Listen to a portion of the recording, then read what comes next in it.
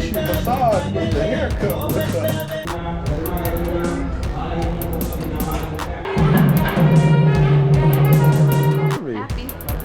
Drop some coins on this now, huh? So look at that. Blingy. What's good, Profound Travelers? Follow me and my wife as we make our way to the beautiful and modernized Singapore. And there's a lot to get into, from the hotspot tourist destinations, logistics and cost, and how to get around this country. Also, important points like how safe is Singapore really? And from there, we divulge deep into the cultural roots off the beaten path of this small country to give you scenes from Little India, from Chinatown, from Arab Street. And we're going to end the video by showing you guys also how to invest and buy gold abroad and lead into our food episode last from our trip. With that being said, I'm your boy Profound J. Stay tuned, y'all. Wait a minute.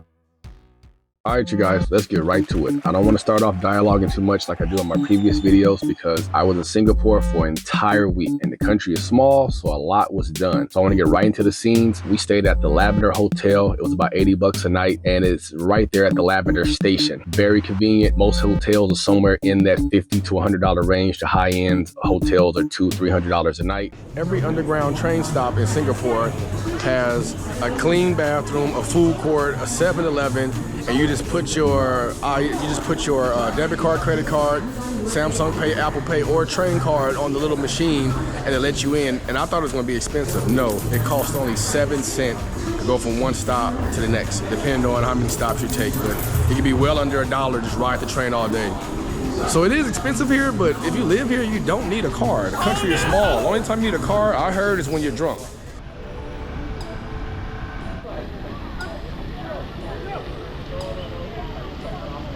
So we made it to the Bayfront area, and it's a combination of different parks and flower garden, cloud forest, and garden, and all types of greenery with bike trails and hiking, running trails that go from by the water where the garden is, the collective of gardens is, into town. So we're gonna see what's going on.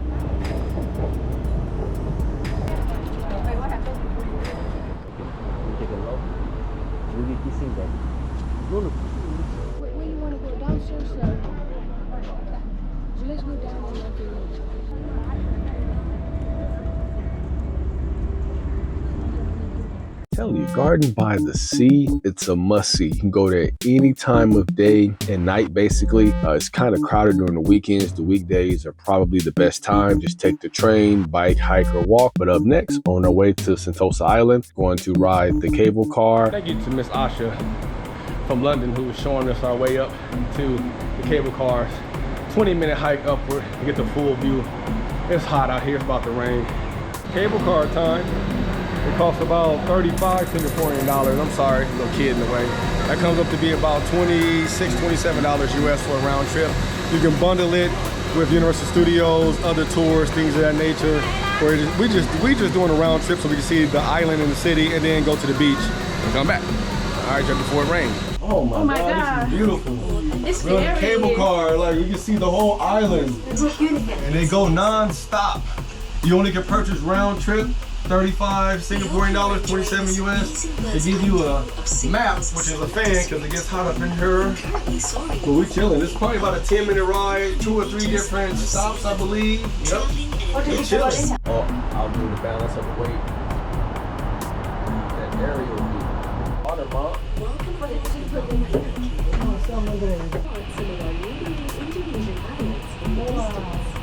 Crowded Sentosa Island on a weekday, and we're at Universal Studios trying to go to the S.E.A. Aquarium. It's not really my thing, the aquarium scene, you know, all that kind of stuff. But my wife want to go. You ready to go to the aquarium? You sure? It's the largest aquarium in the world. One of the largest aquariums. In the world? What? Bigger than one in Long Beach? I think so. What?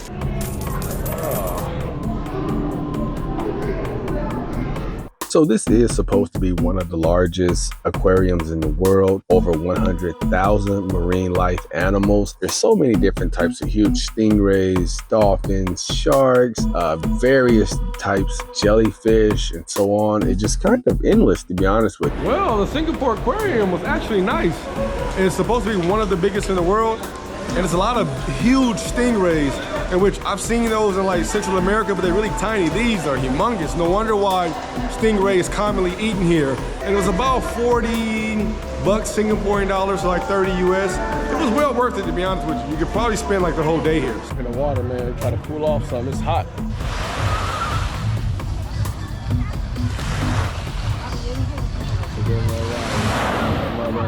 I'm here at Palawan Beach. I'm gonna be honest with you guys. It was a lot of BS, man, trying to take a cable car, rail, get here, and all the construction was going on, just to try to come here and enjoy a vibe. And when you get here, the beaches are very crowded, loud music, nothing relaxing or enchanting about it. Just a tourist crowd to get, you know, get some vitamin C, as the signs are posted all over say. But I'm not gonna complain. I'm comparing it, I guess, to my experience in Thailand and other places I've been where, you know, it's less of all of this.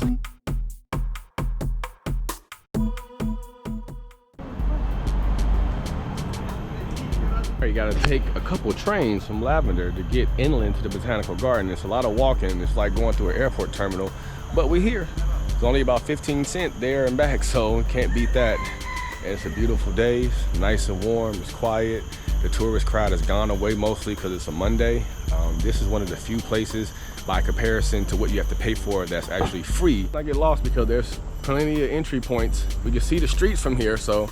The Singapore Botanical Garden is about 82 hectares, which is about, what, 2.5 acres per 1 hectare. It is so worth the visit. It's so peaceful, so calm, and it's free, close to the Orchard District neighborhood. Just take the train from the center of town. It's about a 10-15 minute ride, and the train station let you off right in front when you come up the stairs of the garden. Museums, lake, different types of fauna, lotus flower gardens, and so on, and restaurants.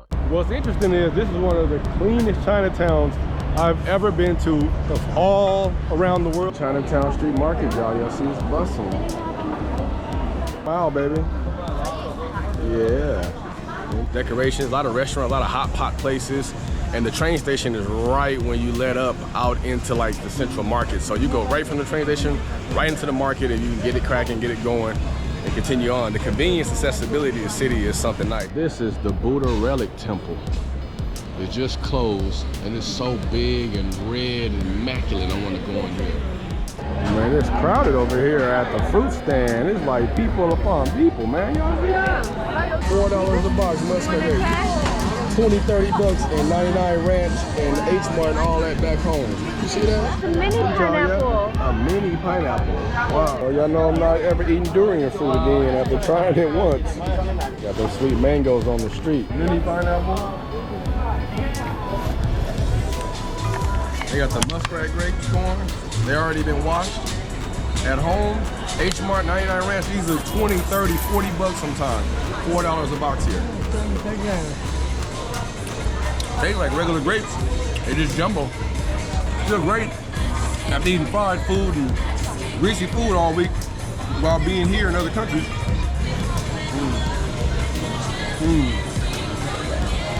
Nice and sweet, right? I don't know where the importers is from, but it's good. You see a mini pineapple before? I don't know. Oh, this is sweet. It's like they condensed the flavor of a big pineapple and made it more potent inside of a tiny pineapple. Man, if you ain't never had one of these, however they modify or do this shit, man, you need to go ahead and try it. Mom, try one. Try one, Mom. Tell me how it tastes. Wait a minute. Not good? Too It's sweet? No, it's Tastes like candy, that's why it's too sweet. It's super sweet, huh? Yeah, it tastes like a candy. Like they packed it all into one little potent hit, huh? Like a candy pineapple, huh? It's too sweet for Mom, huh? She wanted it more sour, huh? Man. It's like a candy. I can't believe this. Now, Chinatown is worth the visit any time of day you get a chance to go over there. Thank God we got a chance to try those delicious baby pineapples. Now, moving on with some quick scenes from Arab Street. And I'm only showing you some quick scenes. This was honestly the most welcoming part of town, where the people, the business owners, the locals were so nice and hospitable. There was a lot of space to walk, very clean. The open alley was full of restaurants and stores, and the beautiful Sultan's Mosque was there. But I'm saving some of the scenes for our next video on Singaporean food as we try Turkish food on Arab Street. Now let's move on to the highlight of the video, which is the Little India area and leading into buying gold abroad.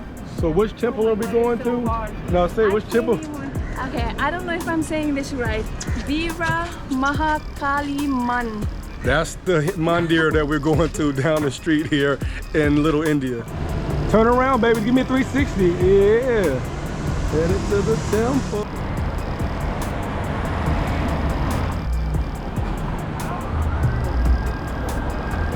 Really beautiful Little India, man.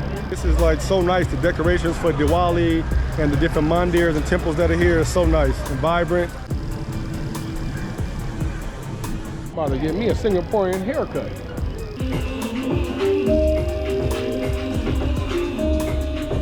How do you feel getting a haircut in Singapore? Feel fresh, you know, Mr. Ragu doing me a solid, you know what I'm talking about, making me look nice and young, you know? Boy, the tissue massage with the haircut, with the alcohol bath, boy, I ain't never had it like this before. Man, hey baby, I don't need to get a massage no more. I don't even get no massage. Oh my goodness. Fresh fade, my brother Ragu. What? Fresh fade studio cut, not the tourist cut, you know what I mean? Off the beaten path, come visit your brother Ragu over in Little India. I'm telling you, man, like fresh fade for 30 minutes, gave me the whole works, lineup, facial, everything, massage, alcohol bath, all of it, man. Feeling great.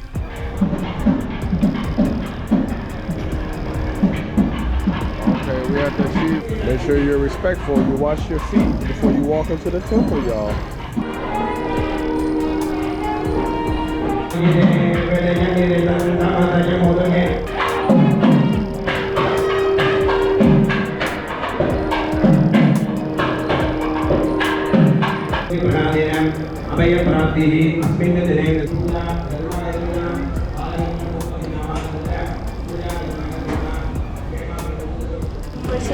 Massage. So after you do your prayer, you get a massage. And what is this, rice?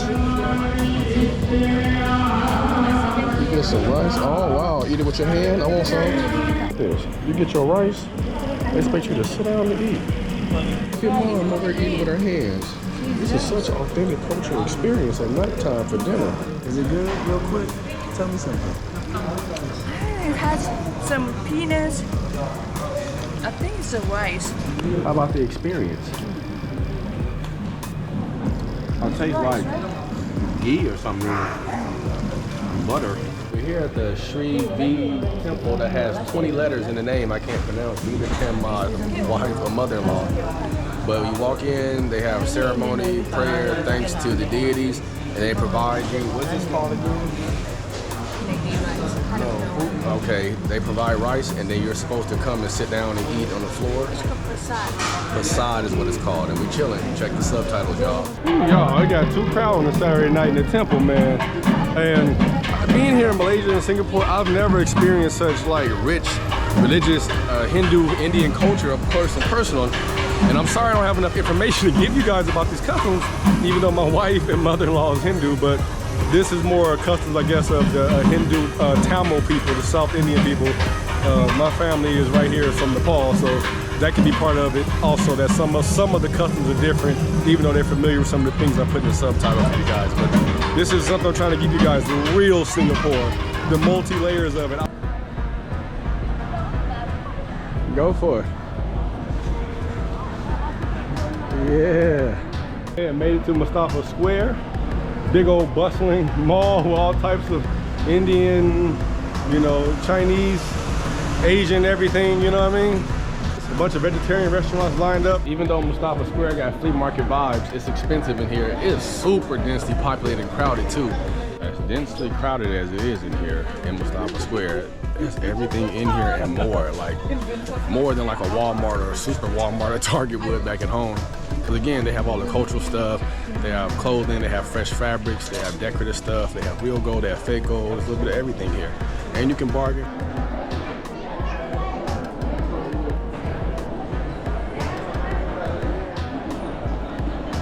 So many options. Like the temptation to buy something is crazy. So I mean, the gold is, they have 22 karat, 18 karat, 24 karat, different styles of everything, man. Like, it's nice. I've never been to a jewelry store that had this much, like, this many types of, like, options of gold to buy. All right, y'all, we back in Mustafa Square at the Gold Center to make our purchase. We'll break down the whole value-added tax and the tourist service refund for you guys when purchasing gold overseas. And I'm letting you guys know, there's no better way to purchase gold than to do it overseas in Southeast Asia or somewhere where they have a better wholesale rate. Buying it back in America is such a ripoff, y'all. I'm telling you, man, I'm gonna break it down for you right now. All right, I'm getting a 40 gram, 22 karat Ronnie mom for wifey, man. Something she always wanted. Customary in her culture. You happy, baby? All right, y'all, so we're in Mustafa Center and we're at the gold store. And, you know, it's important to kind of break this down why I would never buy gold back home anymore, because the markup price. You come here, right, and I paid the same for a chain that's 22 carats, 25 grams. I paid about $2,300 for it back home in Little India. We're getting now I'm getting a 35 grammer that comes up to be $2,500. It's 26 inches, and you get a chance to go to the value-added tax/tax service refund office at the airport, and they can give you up to a receipt of 10% refund. So we buying my wife a necklace from her culture. We buying something for me. The total is $5,500. The 10% refund on it is going to be about $500 back. So technically, I'm saving around a value of $1,000 compared to if I purchased it back home. And all you have to do is show your passport, and everything you buy that qualifies is linked to your passport. So when you go to the post office, you go to the airport, you go to the TSR kiosk and you scan it, you give the receipt, and then you qualify for the refund, and it's sent to you at a later time. So this is the way that you do it so you can save money. And for me, I'm not buying this as a flex piece, nothing. That's not what we do on our channel. This gold is a stored value. Something that has value that, you know, especially in this hyperinflation time. And that's strictly what I have it for. Maybe I'll wear it on fancy wedding, family occasions, but like that's our purpose, to each their own. But I'm just giving you guys some game on how this works when you're over in Singapore, Malaysia, Thailand, the Philippines, some of these other countries. All right, y'all. All right, babe, how you feel? I feel good. How you feel? Talk to me. Happy. Drop some coins on this now. Huh? So look at that. Blingy, blingy. Oh, bling, bling. Oh, come on, baby. Look at you. Look at you. There you go. Oh. So I got mine. It's about 34 grams or whatever. And I look a little happy because this is one of the very few times I would ever wear this. When I get home, this is going right into the vault. Maybe a safety deposit box in the bank. Because, you know, again, I just got it as a store value, whatever, 22 carats. And again, I gave you guys all the information on how to do this, you know, here in Singapore, and the process is similar when you go to Thailand and other places. You probably can get a little bit better deal in Thailand, because when they calculate the price, they add on all these service taxes on top of the wholesale value that they measure to gold, and they give you like a slight discount. But again, when you go to the GST office in the airport, right after immigration, in most airports, when you pass through immigration, you get your refund. You should know when you purchase in another country, they'll tell you when you go to the office, and when you get there, you get your refund. All right, y'all, Profound Travelerz, boy. Looking real blingy, you know what I'm talking about?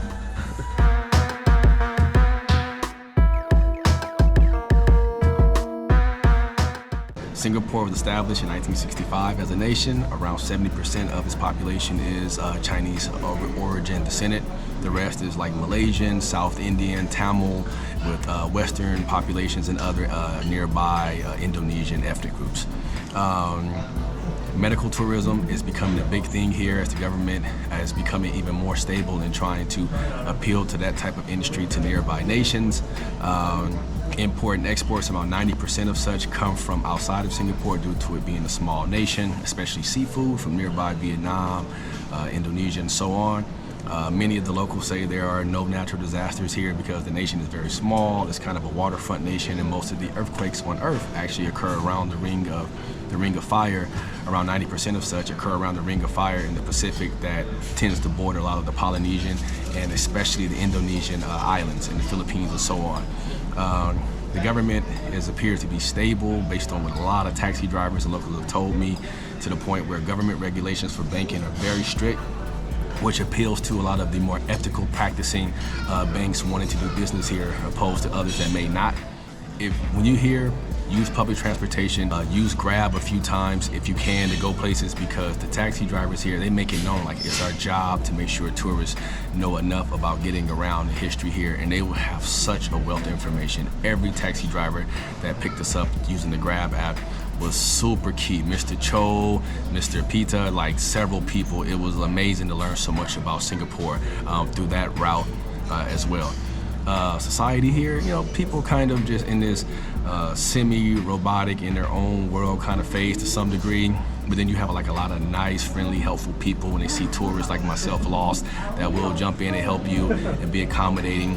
It's a society where there's a lot of affluence, it's very expensive, so it's not a place where a lot of people here have to stay here. If you don't like the way things are here, being heavily surveilled with surveillance and all the rules, then you can go somewhere else, right? Fines. Please learn as much as you can about the rules here, because we almost got fined $500. We were warned not to bring drinks onto the train. We didn't know that. Thank God they didn't fine us. And do not double tap your card on public transportation to get on and off, because you will be fined $5 for that as well. So research the rules. TSA pre-check rules apply here for United States citizens. Going back, that's very cool. The airport itself is full of butterfly gardens and amenities where you can just chill and hang out. It's great. Check the information I provided for the GST office to get refunds on certain purchases like gold and other minerals that you may buy here, and make sure you get a nice refund for it. Aside from that, I think I covered everything, y'all. Until our next video, stay tuned. I'm your boy Profound J, Profound Travelers, y'all.